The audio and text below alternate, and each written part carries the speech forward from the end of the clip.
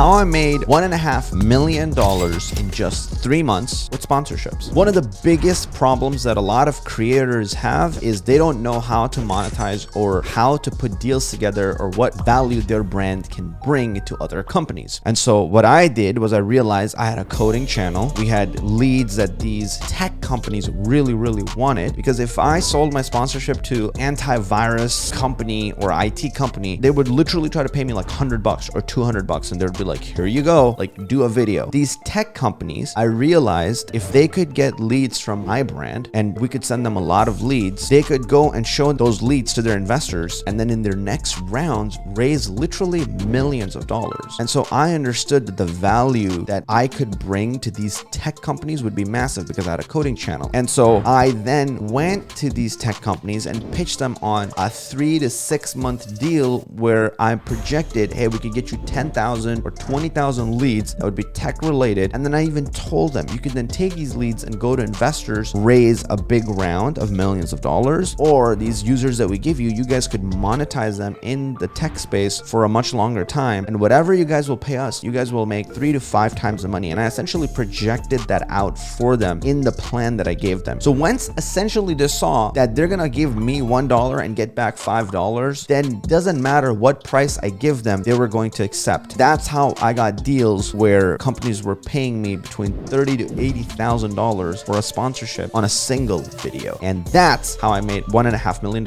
in 3 months. So initially how I reached out to these sponsorships, some of them reached out to us, but most of them we actually ended up reaching out to. We had our list of dream clients, and if we go to them and they become our sponsors, those would be the perfect sponsorships. And one of the things we thought about is I don't want to just get random sponsors. I don't want to get shout out for, Feastables on my coding channel. Like, nothing wrong with Feastables, but it's just weird. Like, why would I be talking about a chocolate on my channel? And I wanted to get sponsorships that integrated really well with what our viewers wanted. So what our viewers wanted were these like coding tech projects, and they loved them. And then I found these sponsorships that allowed us to build those projects, and those were the technologies that we wanted to use to build those videos. And so it had a really juicy integration for us. And so once we found those companies, then we were like, okay, now let's make a list of all of these dream companies that we would want to use anyways, that have amazing technology. And then after we got a list of them, then we started hitting them up. So some of these companies we reached out to through Twitter. So I'll give you an example of one of the companies. We got in connection with one of the people at that company, and then we decided to book a meeting with him. And even though I wasn't going to be going to San Francisco, I said, hey, I'm going to be in San Francisco in a couple of weeks. Like, would you be down to grab lunch? And the guy was like, sure.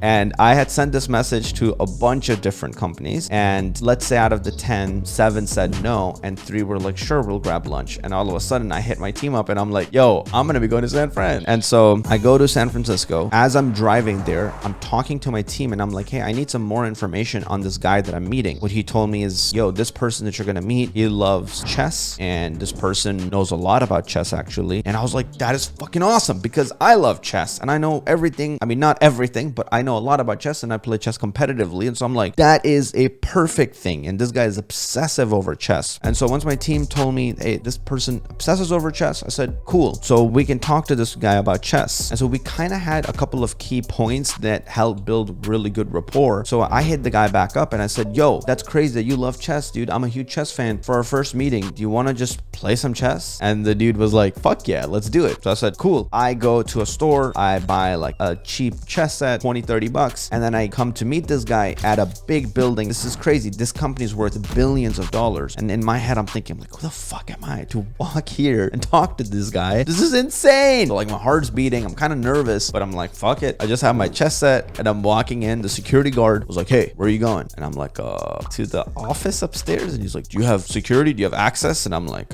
I don't know, I guess. And so I called the guy and I'm like, hey, can they let me up, please? And so he talks to the security guard, and the security guard is like, all right, cool, you can go up. So I go upstairs, I got my little chess set, a clock in one hand, and then I sit down for like 30 minutes or an hour. We just play chess and we just have an amazing time. After that, I exchange phone numbers. Now we're connected in a relationship, and this guy has a lot of power at this company. He has the ability to make the decision whether we make money or not, we get paid or not, right? He can can influence that. And so I asked him and I said, hey, we have a project that we would like to do. Is there anybody that we could speak to at your company to be able to do this project? You know, and it would be like a sponsorship. And he said, cool. So we talk about that. He tells me, yes. He talks to his internal team, and then they give us an opportunity to have a meeting. Then we have an online meeting, and on that meeting, they decide, yes, they like the project. They want to pay us to do this project. And then we begin the negotiations of how much it's going to be. Eventually, I come back to them with the price, how much it's going to cost, etc. And we end up landing on a deal that's above like $300,000. My point in telling you guys all of this is when you're working with sponsorships, not all of them are going to require you to do this much stuff, but some are. Most of the ones that I landed, you know, even the other deal that I landed for $500,000 sponsorship, that one was for, you know, a bunch of videos. We were supposed to do about 12 or 15 videos for them. And for that deal, I went to San Fran as well, and I had an in-person meeting. And in-person meetings just makes an insane amount of difference because you go from this random transactional person to now somebody that actually cares about their brand, actually will be there. For these companies to have somebody that's reliable, somebody they can talk to, depend on, is a massive thing. And so then they're like, yeah, like we'll do this business deal. Because keep in mind, these companies have hundreds of millions of dollars in funding. So that's another thing that my team and I did, which was we researched and made sure they had the money. Because if they don't have a solid amount of funding, they can't pay you a lot. But when they do have a solid amount of funding and you do make a good relationship with them, then the deals you put together with them are not these super weird transactional. We're reaching out to thousands of creators, like you can be one of them. Here's $300. Like then you don't get these stupid fucking brokey deals. You get the good juicy deals. They have the money. Money is not the problem for them. The trust is a huge problem for them. Somebody they can rely on, somebody that can represent their brand really well is a problem for them. So if you can show them that you care, you can put together much bigger deals and then be able to go and close them. This is a good story. I was going to send a proposal to this company after we went through the negotiation with the guy where we played chess and we built a good relationship. We essentially built a bond together. I mean, sometimes I would even play games with him online in chess, and I'm still good friends with him actually to this day. This gentleman I've built a relationship with, and now we already have that rapport. Now it was time to negotiate and send our price for the first time. And we were so scared because these were dream clients. They were so awesome up until now. They were so professional and it felt like so easy to work with them, and to integrate them into our tech stack would be so easy, aka into our videos would be so easy. And we were like, man, this would be an amazing deal. Like this would be so awesome. And so I sat down at a coffee shop and it was time for me to write the proposal and send it. So I'm sitting there writing the proposal, and then it's like, I got to put in the price. And I'm just so scared because I'm putting in $300,000. And even that feels like so fucking much to me, because average sponsorship of this size for the amount of videos we were going to do, it was supposed to be like 15 grand, because I understood value wise that it would bring them more than that amount of value. So I'm sitting there and I'm like,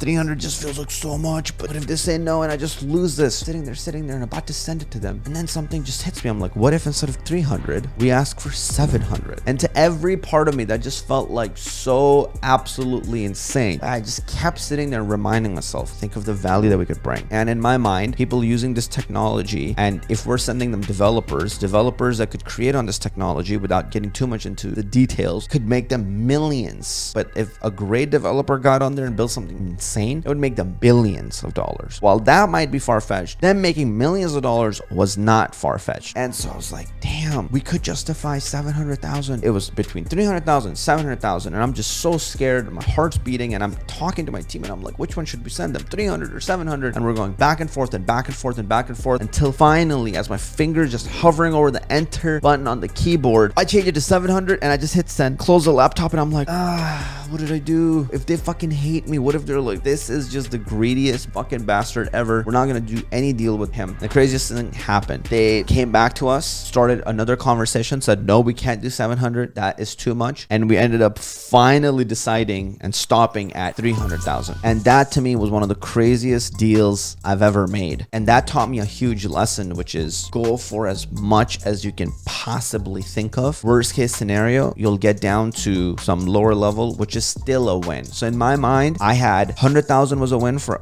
not even 100,000. I think 70,000 it would have been profitable for us and a massive win for us. $300,000 would be huge profit. 700,000 would be just absolutely insane. So I went for the absolutely insane number, and then we landed on great number. Similar thing I had that happen with another company where we pitched them $1.2 million, but after much negotiation, we ended up on $500,000. And so that taught me some really key things about negotiations, which is negotiate, in my opinion, as aggressively as you possibly can with respect. Then when you land on a lower level, that lower level will most likely still be a massive win for you. So yeah, that was a crazy story. That was crazy. I remember that experience was so terrifying and nerve-wracking, but once we went through it, it was the most exciting thing I've ever experienced.